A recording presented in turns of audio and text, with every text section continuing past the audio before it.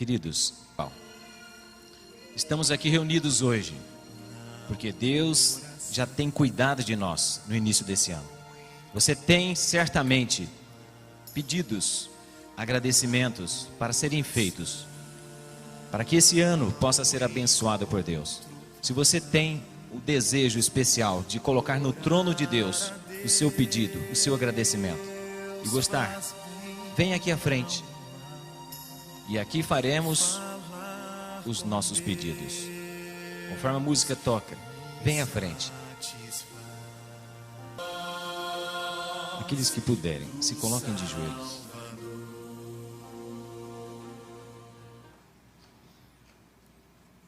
Querido Deus, nosso amado Pai, aqui estamos, Senhor, reunidos neste sábado para adorá-lo, para exaltá-lo.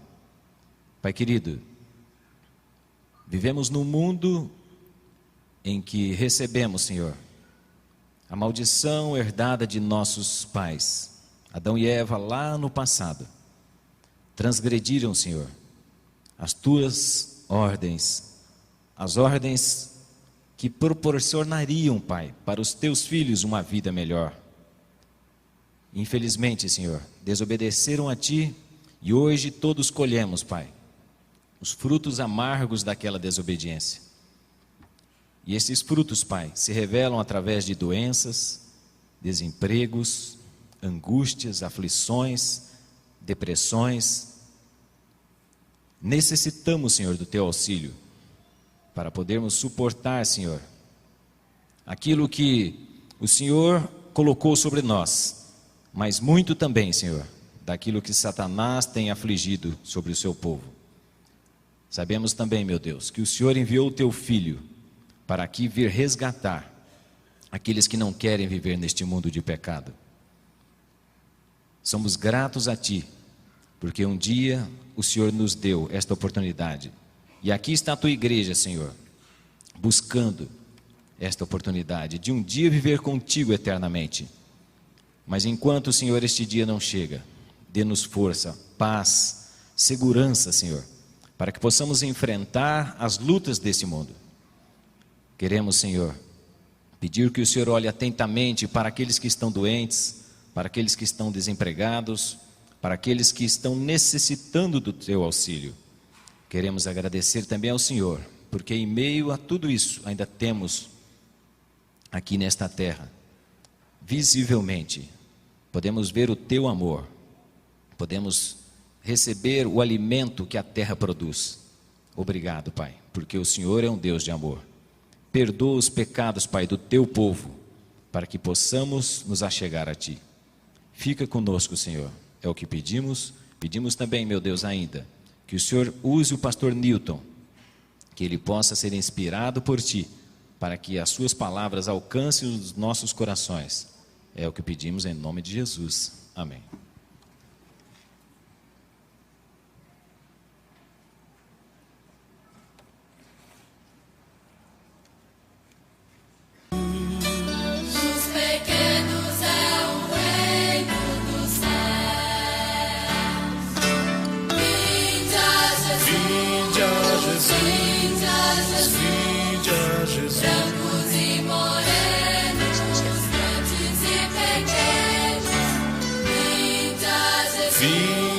Bom dia.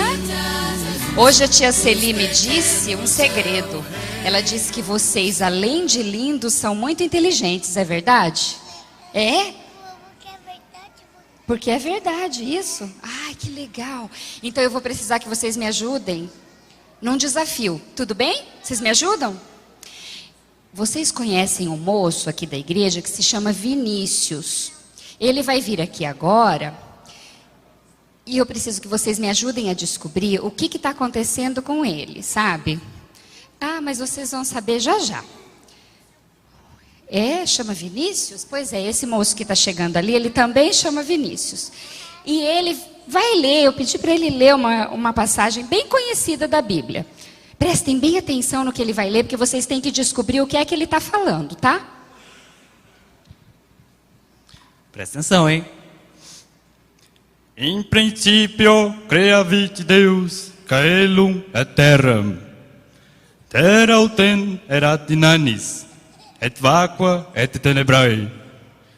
Superfaciem abissi et spiritu del ferebatur super aquas. O que está acontecendo com esse moço? Põe a língua aí para fora, Vinícius. Tem alguma coisa errada na língua dele? Não. Então o que será? Alguém tem uma ideia do que está acontecendo? Qual é a sua ideia? Ele tá falando outra língua? Ah, ele está falando em outra língua. Alguém sabe que língua é essa? Não é espanhol? Não é espanhol? Não é português de Portugal também não? Eu acho que ele tem língua para falar o gato comeu. Ah, eu também acho que ele tem língua para falar o gato comeu. Olha, sabe o que é isso? É latim, é uma língua que a gente não conhece muito, né? Mas agora eu vou dizer uma coisa para vocês. Agora prestem bem atenção. Um moço chamado John Wycliffe conhecia essa língua. E na igreja, quando eles iam, a Bíblia era lida nessa língua. Imaginem o pastor começar a ler aqui e a gente não entender nada. Era assim que acontecia lá na Inglaterra. E esse moço chamado John Wycliffe, ele copiou a Bíblia inteirinha. Olha só, todos os versinhos, todos os capítulos, todos os livros da Bíblia, ele passou para o inglês. E assim as pessoas da Inglaterra puderam ler a respeito de Jesus, porque elas iam à igreja e só o bispo sabia o latim. Então elas não tinham acesso à Bíblia, elas não conheciam as verdades de Jesus. Que história bacana desse moço, não é? Sabe? Em latim, a igreja, tudo acontecia assim, então as pessoas não entendiam nada. E agora, depois que ele fez essa tradução, as pessoas podiam ler a Bíblia e conhecer as verdades de Jesus. A mesma coisa Jesus pode fazer conosco. Tem muito amiguinho de vocês que não conhece sobre Jesus. E vocês podem contar a eles as histórias bonitas que vocês aprendem aqui, tá bom? Vamos fazer uma oração, pedir para Jesus fazer conosco do jeito que ele fez com John Wycliffe, nos ajudar para que nós contemos do amor dele a outros amiguinhos, tá bom? Fechem os olhinhos então. Querido Jesus, nós te agradecemos porque o Senhor sempre está conosco. Por favor, queira habilitar a cada criança aqui, para que possa falar do teu amor a outros amiguinhos e que possamos todos conhecer a tua verdade. Nós te pedimos e agradecemos em teu nome. Amém. Agora vocês podem voltar para onde estão o papai e a mamãe, sem correr, tá bom? Vinde a Jesus, vinde a Jesus. Deixai vir a mim os pequeninos.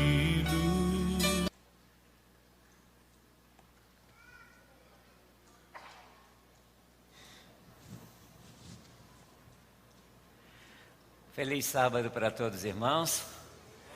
É um prazer estar com vocês mais um sábado. Agora eu já consigo identificar alguns. Aqueles que foram no retiro espiritual, principalmente, a gente já consegue descobrir quem são e já conheço até uns nomes. Já conheço um menino chamado Zacarias, tem 86 anos, fez lá no acampamento. Tem um outro chamado João Caldeira, outro menino, já conheço alguns. Um irmão chamado Cardoso também, uma outra... Antes era só Salomé, agora eu já sei uns outros nomes aí. Que bom, aos poucos vou conhecendo todos. Bom estar com vocês. Irmãos, antes da palavra, um anúncio rápido.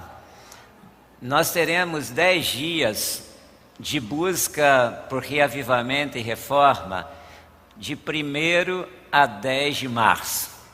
O projeto é Reavivados por Seu Espírito. E nós estaremos buscando desde a sexta-feira até o domingo da outra semana, buscarmos o Senhor durante esses 10 dias com oração, jejum, para que possamos realmente ser reavivados pelo Espírito Santo. No sábado, dia 2, será um dia de jejum e oração, 2 de março.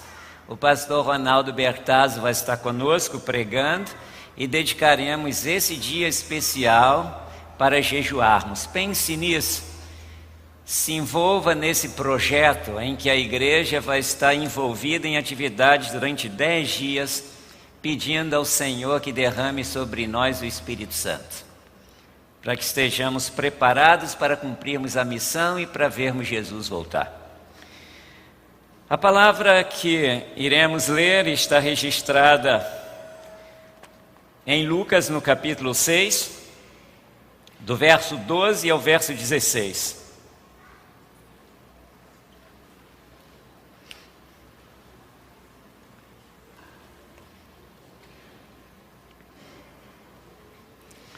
São Lucas capítulo 6, de 12 a 16, diz a palavra: Naqueles dias, retirou-se para o monte a fim de orar, e passou a noite orando a Deus. E quando amanheceu, chamou a si os seus discípulos e escolheu 12 dentre eles, aos quais deu também o nome de apóstolos.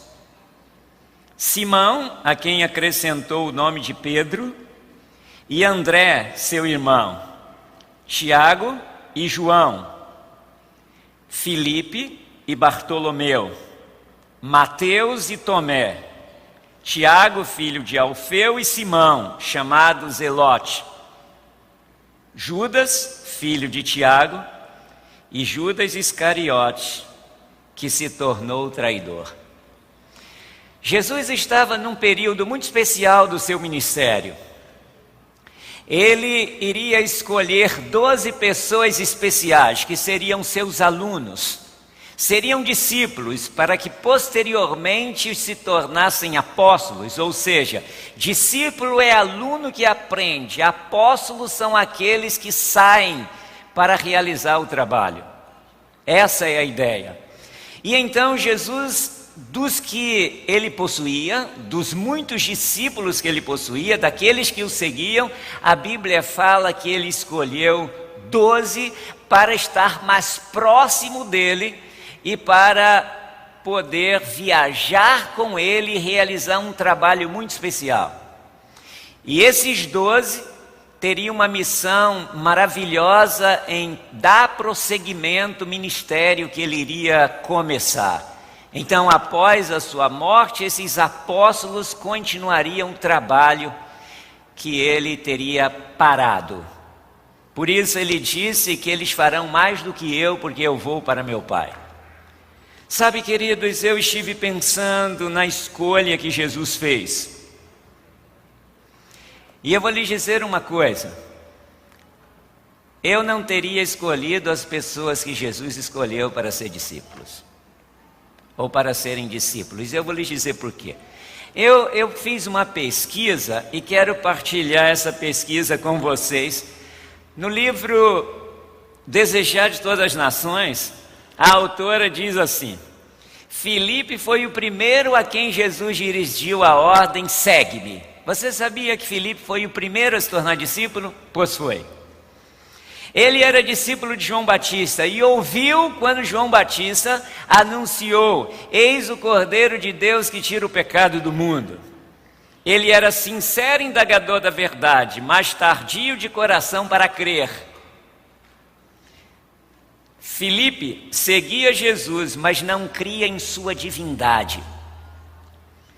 Filipe foi aquele que disse: Senhor, aonde teremos dinheiro suficiente para alimentar toda essa multidão? 200 denários não bastaria.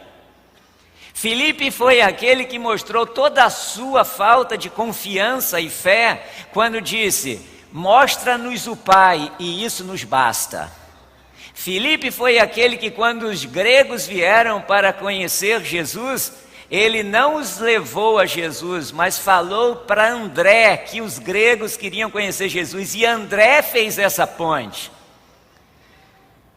A autora do Desejado de Todas as Nações diz que ele era um homem tardo de coração para crer, fraco na fé, mesmo depois de ter estado 3 anos com Jesus.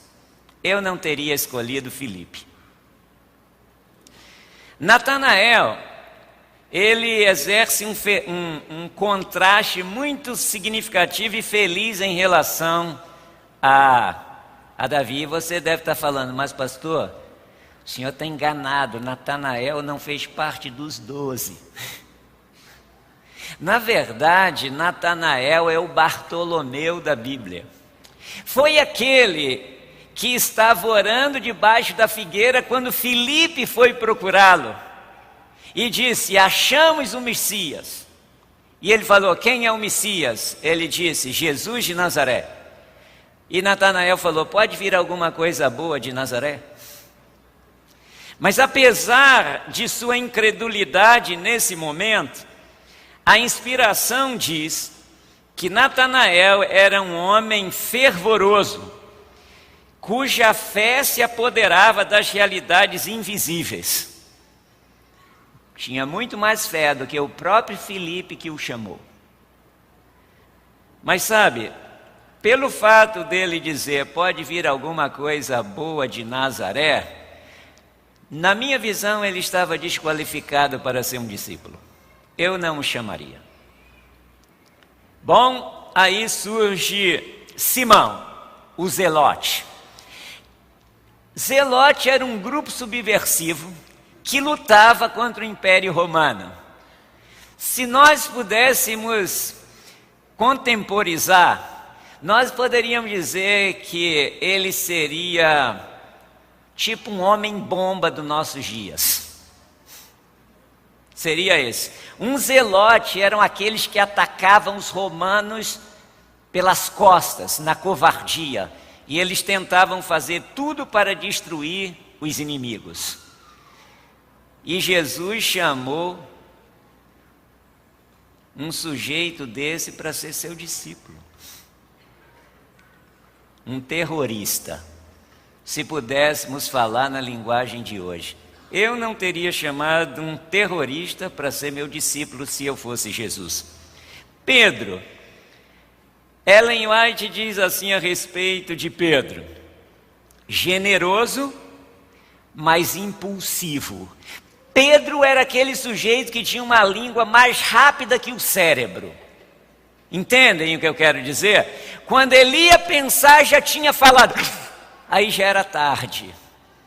Será que temos alguns Pedros na igreja? Aqui não, aqui nós só temos santos. Mas Pedro era aquele indivíduo que sempre dava a sua opinião, para depois ele raciocinar a respeito da opinião que deu. E geralmente ele errava. E Pedro foi muitas vezes censurado por Jesus e orientado. Pedro realmente tinha um espírito impulsivo. Eu não o teria chamado. Porque não é muito agradável aquele sujeito do contra que está sempre dando sua opinião. Bom, André, seu irmão, a inspiração diz dele o seguinte: dedicado, mas tímido, sempre trabalhando nos bastidores. André era o tipo do sujeito apagado. Você nunca vê André fazendo nada, a não ser levou Pedro para conhecer Jesus e levou os gregos para se encontrar com Jesus. Mas ele não é proativo. Você pode encontrar, ele é sempre reativo. Ele está sempre escondido, sempre auxiliando, nunca um líder. E fico pensando, por que Jesus o chamou? Tomé. Ele é conhecido como homem de pouca fé. Um dia eu assisti um sermão de um pregador que estava tentando mostrar que Tomé não era um homem de pouca fé assim, que a gente tem atacado de forma injusta Tomé. Foi o pior sermão que já ouvi. Porque, na verdade, ele estava tentando desfazer algo que a Bíblia deixa muito claro. Depois de tanto tempo com Jesus, depois de ter visto tudo que Jesus fez, ele falou: eu só acredito que ele ressuscitou se eu tocar nas mãos e nos pés e ver as marcas da crucifixão. Mesmo as pessoas dizendo: ele ressuscitou, nós vimos. Ele dizia: eu não creio, só se eu vir com meus olhos. Como é que você vai defender um homem desse? Dizendo que ele não era um homem assim, de tão pouca fé. Queridos, eu não teria escolhido Tomé. Mas aí vem Tiago e João. Esses, poderíamos dizer, mais promissores uma conversa. Jesus os colocou apelido neles, sabe de quê? Boanerges, que quer dizer filhos do trovão. Qual a característica principal do trovão? Silêncio, paz, prudência, coerência. É assim? Não. Era aqueles camaradas que primeiro puxavam a espada para depois perguntar o que aconteceu. Se lembrem de Tiago e João dizendo assim para Jesus: Jesus, eles não te receberam, essa cidade samaritana não te recebeu, quer que a gente peça para descer fogo do céu e destruir todos? Igual Elias fez lá, mandando fogo do céu para destruir os soldados, a gente pede, Senhor, e a gente arrasa com essa cidade. Jesus falou: eu não sou desse espírito. Imagina os dois pedindo a mamãe: mamãe, era Salomé, viu, a mamãe. Não dá para a senhora ir lá e pedir a Jesus que quando ele se assentar no seu reino, um se assente à direita e o outro à esquerda dele? E Jesus, olhando para Salomé, falou: eles podem ser batizados com o batismo que eu vou ser batizado? E ela disse: sim, podem. E Jesus falou: quanto a ser batizado no meu batismo, eles vão ser. Mas quanto a se assentar à direita ou à esquerda, isso é meu Pai que decide. Irmãos, que coisa terrível esses dois irmãos. Jovens, mas intolerantes, egoístas, exclusivistas e uma porção de outras coisas. Eu não escolheria esses dois. Tadeu era tão apagado que nem o nome do pai dele falam. Não aparece em lugar nenhum, só na escolha dos 12. Não fala nada a respeito dele os evangelhos, nenhuma coisa que ele tenha feito. Simplesmente falam que ele foi um discípulo. Tadeu, nem o nome do pai. Judas, esse é promissor. Vocês sabiam que Jesus não escolheu Judas? Nesse dia que ele ia escolher os 12, a Bíblia fala que ele passou a noite em oração. E Judas, então, quando ele começou a escolher os discípulos, se aproximou dele e diz a autora do Desejado de Todas as Nações que Judas foi aquele que disse: Senhor, te seguirei aonde fores. Por que Judas fez esse pedido? Ou essa afirmação, essa confirmação de fidelidade? É porque ele cria que Jesus era o Messias e ele tinha interesses egoístas em seguir o Messias. Mas Jesus conhecia os desejos impuros do seu coração. E a resposta de Jesus foi: as raposas têm os seus covis, as aves seus ninhos, mas o Filho do Homem não tem onde reclinar a cabeça. Sabe o que Jesus estava falando para Judas? Você pode me seguir, mas não te prometo nada, porque eu não tenho nada material para te oferecer. Se você está pensando em riqueza, posição, esqueça. Eu não tenho onde reclinar a cabeça. Mas sabe, olha o que a autora diz a respeito do porquê Judas se tornou um discípulo. Ela diz assim: Os discípulos estavam ansiosos porque Judas fosse contado entre eles. Tinha imponente aparência, era dotado de perspicácia e habilidade executiva. E eles o recomendaram a Jesus como pessoa que lhe seria de grande utilidade na obra. Porém, ficaram surpresos da maneira fria como Jesus recebeu Judas.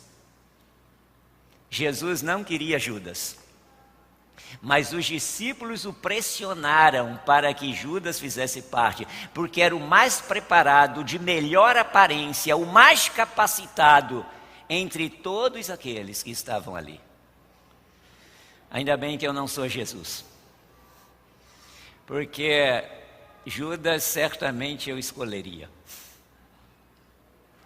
Sabe, queridos, porque Deus escolhe homens débeis, frágeis, para fazer algo tão grandioso?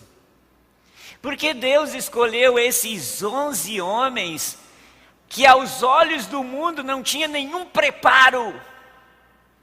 Nenhum preparo. Pedro, Tiago, André e João eram pescadores, imagina, pessoas iletradas. Talvez Mateus, depois de Judas, era o mais preparado, era um cobrador de impostos, mas os cobradores de impostos eram considerados criminosos, desonestos. Sabe, queridos, Jesus escolheu. Os escolheu porque Deus toma homens fracos, pessoas despreparadas, pessoas que têm problemas de caráter e os atrai para si, para o seu serviço, para que então ele possa trabalhar nessas pessoas. Eu fico feliz porque Deus chamou essas pessoas, porque isso traz esperança para mim. Se Ele escolheu aquelas pessoas, pode escolher a mim também. Na escola de Cristo, Ele chama a todos. E a Bíblia fala, aquele que vem a mim de maneira nenhuma, lançarei fora, mesmo sendo Judas. Mesmo ele tendo se oferecido, Jesus o aceitou. Porque Jesus não lança fora ninguém. Sabe, irmãos, se Judas tivesse permitido, o Espírito Santo teria transformado seu coração. Mas infelizmente ele não permitiu. Imperfeitos e pecadores como possamos ser, a nós o Senhor estende o oferecimento da comunhão e graça, e oferece poder que pode transformar. Sabe, irmão, você se lembra quem era quando Jesus o chamou? Você se lembra como você vivia, o que você pensava, como agia quando estava lá no mar da Galileia da sua vida? Antes do mestre chegar à praia e dizer, siga-me. Você se lembra quem era você? Seus planos, projetos de vida? Sabe, queridos, o Senhor lhe chamou porque tem um propósito, tem algo a realizar em você e por você. Querido, Deus lhe chamou porque Ele tem um projeto especial para a sua vida. Eu me lembro quando, trabalhando lá na prisão, nós convivíamos com os irmãos pentecostais, que também trabalhavam lá, claro que separados, mas sempre ao entrarmos a gente se encontrava com eles. Eu achava engraçado que os pentecostais sempre chegam para as pessoas e dizem assim, Deus tem um plano para a sua vida. E eles falam isso para todas as pessoas. Virou um chavão, mas na verdade é uma grande realidade, porque Deus tem um plano para todas as pessoas. Talvez um plano, um projeto diferente nesse mundo, mas o plano de Deus é que cresçamos na graça e no conhecimento de Jesus Cristo e que um dia possamos estar no reino dos céus. Agora, irmãos, Jesus chamou os discípulos apesar de quem eles eram, mas não para que eles continuassem sendo quem sempre foram. Jesus os chamou porque tinha um projeto de vida para eles, tinha um plano para a sua existência. Vamos analisar, primeiro, como um ser humano é transformado. Analisemos isso na carta que Paulo escreveu aos Coríntios, no capítulo 2, segundo aos Coríntios, não capítulo 2, segundo aos Coríntios, capítulo 3, o verso é o 18.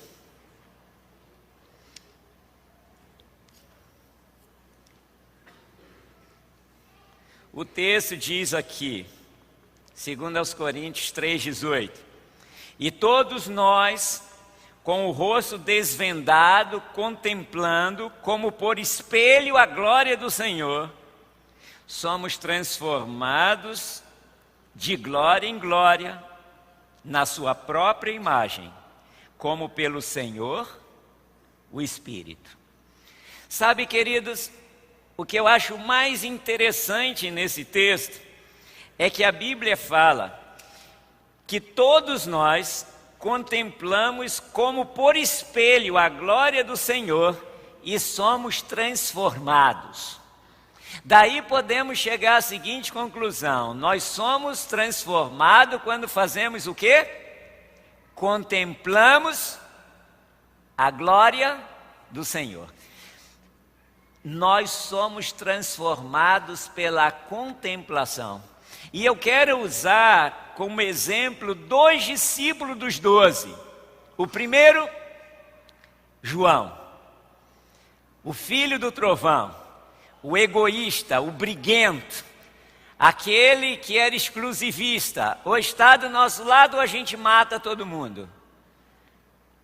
E sabe, irmão, João era o mais novo dos discípulos. Quando Jesus o chamou, ele não deveria ter mais do que 20 anos. Esse jovem era muito diferente do seu mestre. O seu caráter era muito dessemelhante do caráter de Cristo. Mas João prestou atenção em Jesus, em seu caráter. Ele o contemplou em todos os aspectos da sua existência. E João foi atraído pela pureza, pela perfeição de caráter de Jesus. E esse discípulo, filho do trovão, briguento, egoísta, se tornou o que a Bíblia chama de discípulo amado. Como isso aconteceu? Aconteceu pela contemplação de Jesus. Você será semelhante àquilo a que contempla. Sabe por que a gente muitas vezes é tão dissemelhante de Jesus? Porque não o contemplamos. A gente contempla muita coisa nesse mundo. Alguns contemplam tanto o jogador Neymar que penteiam o cabelo igual a ele, mesmo sendo feio o cabelo.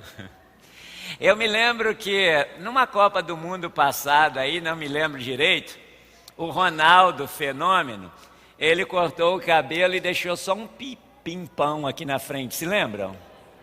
Gente, parecia o Cascão, de um personagem de revista em quadrinho antigo. Era horrível aquele pimpãozinho de cabelo aqui na frente.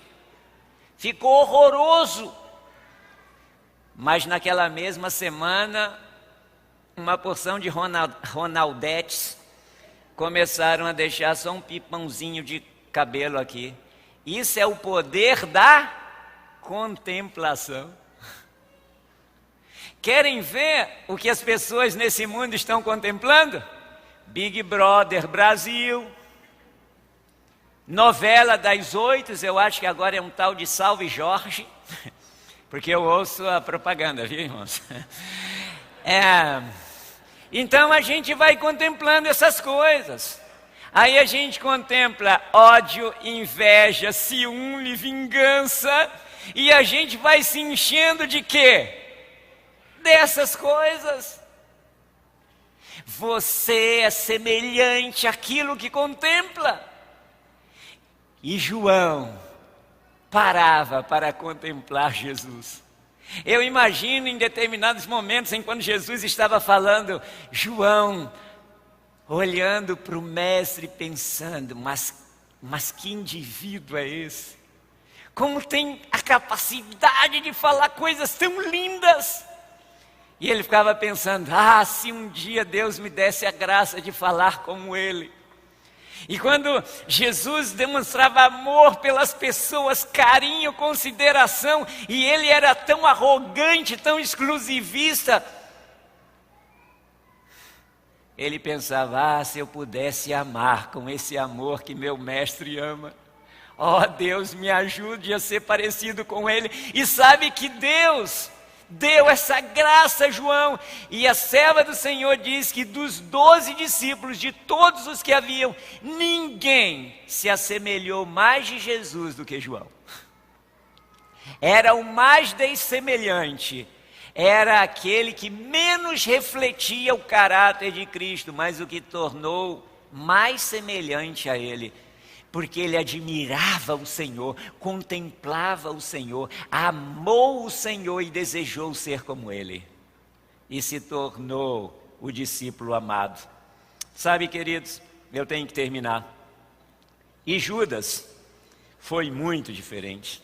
Eu tenho algumas características aqui de Judas. Ele diz o seguinte a respeito dele. Ele era de vil espírito. Esse foi o resumo que encontrei no Desejar de Todas as Nações. Ele era de vil espírito. O grande problema de Judas é o seguinte: ele se achava, desculpa a expressão, irmãos, não me levem a mal, ele se achava o cara. Ele era o bom. Ele sabia tudo, ele tinha uma solução para tudo, ele era o bom administrador. Jesus era fraco na sua visão. Jesus não entendia de liderança, ele queria colocar Jesus no eixo, ele queria mostrar o caminho, mas Jesus não seguia suas orientações.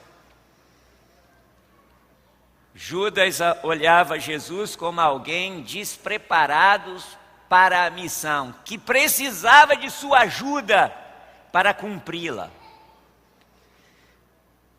E ele se afastou completamente de Jesus, quando censurou Maria por ter jogado perfume sobre Jesus, e Jesus falou, os pobres sempre tereis convosco, deixe essa mulher em paz. Nesse dia que Jesus o censurou na frente de todos, ele decidiu que não o seguiria mais. E aí Satanás se apoderou daquele homem. Judas sempre esteve ligado aos seus maus traços de caráter e nunca permitiu que o Espírito Santo transformasse seu ser. E o resumo da sua vida é que ele tinha um espírito vil, mau, uma índole diabólica que se desenvolveu em seu coração. Irmãos, eu quero terminar essa mensagem dizendo o seguinte: todos esses discípulos tiveram um destino. Você sabia o destino dos discípulos? Eu vou lhes dar o destino dessas pessoas. Pedro morreu no ano 66 para 67, em Roma, condenado por Nero, o imperador romano. Diz a tradição que ele ia ser crucificado e ele disse, não sou digno de ser crucificado como meu Senhor, me crucifiquem de cabeça para baixo. E ele morreu crucificado de cabeça para baixo. André, seu irmão, foi para a terra dos canibais, que hoje são os países que compuseram a antiga União Soviética, identificada com o nome de Sítia. Eusébio de Cesareia é que diz isso, nos primeiros séculos. Os cristãos daquela região atestam que ele foi o primeiro a levar o evangelho para aquela parte da Europa. Tomé foi talvez o mais ativo dos apóstolos ao leste da Síria. E a tradição diz que ele foi morto por 4 lanças de soldados, porque ele não aceitou reverenciar ao Deus Sol. E por isso recebeu a morte com 4 lanças. Eu não falei anteriormente, mas se diz que André foi o patriarca da igreja de Constantinopla. E dizem que ele também foi crucificado, como seu irmão Pedro. Filipe teve um ministério muito poderoso em Cartago, no norte da África e depois na Ásia Menor.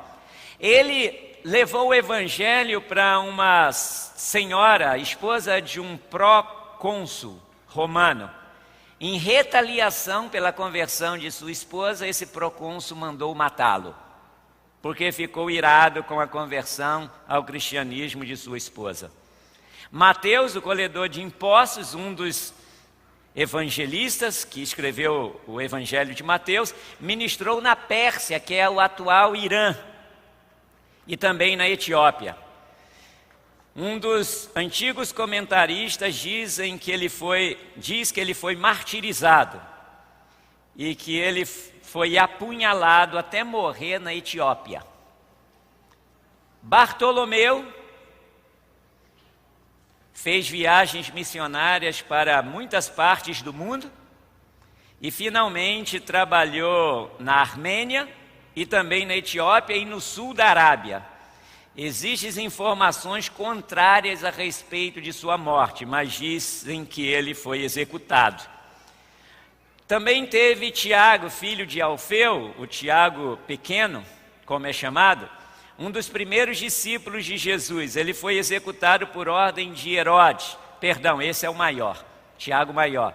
Ele morreu no ano 44, executado por Herodes, ou seja,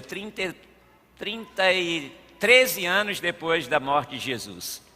Simão Zelote teria ministrado na Pérsia e morto depois de negar sacrificar ao Deus Sol.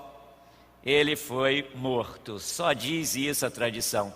Judas Tadeu, diz a tradição, que ele dedicou a pregação do Evangelho na Judéia, Samaria e Mesopotâmia, e também na Pérsia, onde foi martirizado juntamente com Simão o Zelote, morreram juntos. E João, o discípulo amado, o único que morreu de morte natural. E finalmente Judas Iscariote. Diz o texto sagrado, Judas teve as mesmas oportunidades que todos os outros discípulos, escutou as mesmas preciosas lições de Jesus, presenciou os milagres e as grandes obras do Senhor, mas a observância da verdade exigida por Cristo estava em desarmonia com os desejos e desígnios de Judas. E este não queria ceder suas ideias a fim de receber a sabedoria do céu. Ao invés de andar na luz, Judas preferiu conservar seus defeitos. Eu quero terminar com essa ideia. Ao invés de andar na luz, Judas preferiu conservar os seus... Quantos aqui conhecem uma música chamada Gabriela? É assim a música. Eu nasci assim. Eu cresci assim, eu sou mesmo assim, vou ser sempre assim, Gabriela. Sabe, eu chamo isso de a síndrome de Gabriela. É aquela pessoa que fala assim, não, eu sou assim mesmo. Não, eu sempre fui assim. Sim, então vai para o inferno. Porque se você está dizendo, eu sou assim, você está dizendo, eu quero conservar o que eu sou. E eu lhe pergunto, como você está agora, com todos os seus defeitos, você entrará nos céus?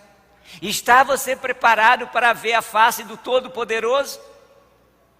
Sabe, irmãos, ninguém deve se apegar à ideia de que eu sou mesmo assim. Essa foi a realidade na vida de Judas. Judas dizia: eu sou sempre assim, sempre fui assim, não vou mudar. E não mudou mesmo, e se perdeu. Olha o que o texto diz: maus desejos, vingativas paixões, sombrios e malévolos pensamentos eram nutridos, até que Satanás tomou inteiro domínio sobre este homem. Judas tornou-se um representante do inimigo de Cristo.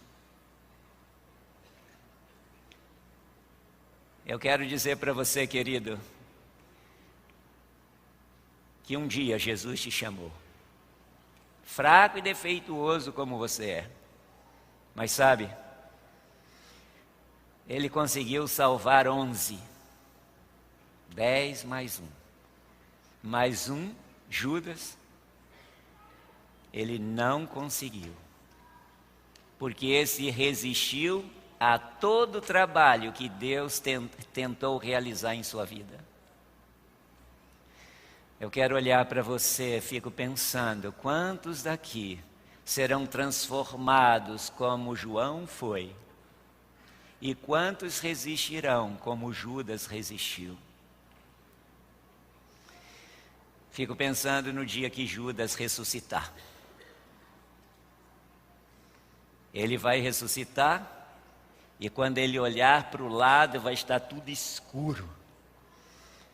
Ele vai ver anjos caídos ao lado e pessoas com uma aparência horrível por ali. Ele vai olhar e vai ver a Nova Jerusalém ali, e uma cidade, aquela cidade linda, e ele vai olhar para dentro, e ele vai ver aquela cidade linda, e Jesus no alto e sublime trono. Ele vai ver aquelas glórias todas, e ele vai dizer: eu poderia estar lá, mas não estou. João, discípulo amado, vai ressuscitar na primeira ressurreição. E quando ele abrir os olhos e a terra se abrir de sua sepultura, ele vai ver um alto e poderoso anjo glorioso dizendo: filho, levante daí, porque Deus veio te buscar. E ele vai ser arrebatado para o encontro do Senhor nos ares. E ele vai estar dentro da cidade quando Judas acordar na segunda ressurreição, 1000 anos depois. Aonde você vai estar, querido? Você tem permitido que Deus trabalhe em sua vida ou tem mantido os mesmos traços de caráter, se apegado aos seus defeitos e pecados?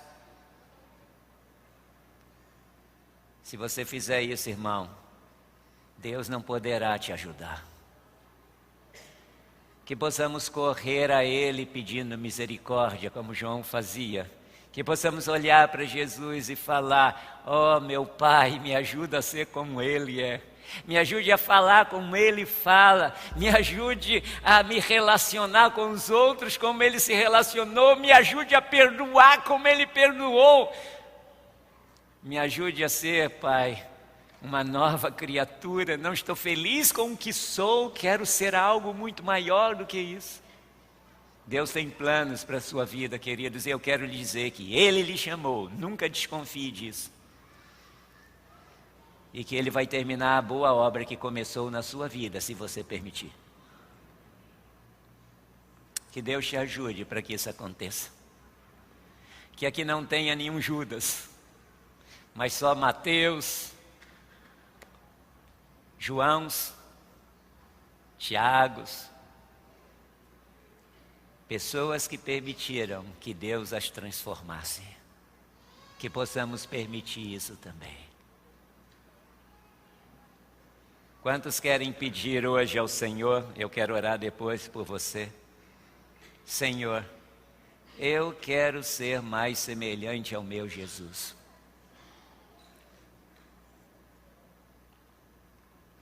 Louvado seja o nome de Deus. Que Deus realize isso no seu coração, na sua vida. É meu desejo e oração nessa manhã. Jesus, eu convido a todos, então oremos ao Senhor. Pai do céu, louvado seja o teu nome, porque o Senhor nos chamou para sermos teus, apesar de quem somos. Quando olhamos para dentro de nós mesmos, Pai, vemos tantas coisas ruins, vemos traços de caráter, Pai, que talvez nos ligue mais a Satanás do que ao Senhor, e isso nos enche de angústia. Quando lemos em Gálatas os frutos da carne e os frutos do Espírito, a gente encontra tantos frutos da carne em nós, que às vezes ficamos desanimados. Mas, Pai, obrigado, porque o trabalho que Jesus fez com os discípulos nos enche de esperança. Se Ele os chamou apesar de quem eram, e os transformou, pelo menos transformou todos aqueles que permitiram ser transformados, o Senhor fará o mesmo conosco. Por favor, Pai, não desista de nós. Somos frágeis, débeis, temos problemas, muitas vezes somos vaidosos, rancorosos, orgulhosos, egoístas. Ó Pai, tenha misericórdia de nós. Todas essas características também haviam nos discípulos, e o Senhor os acolheu, e o Senhor trabalhou por eles, e o Senhor os transformou. Faça essa obra em nós também, Pai. Não desista de nós, por favor. Eu te peço isso, em nome e por amor de Jesus Cristo. Amém, Senhor.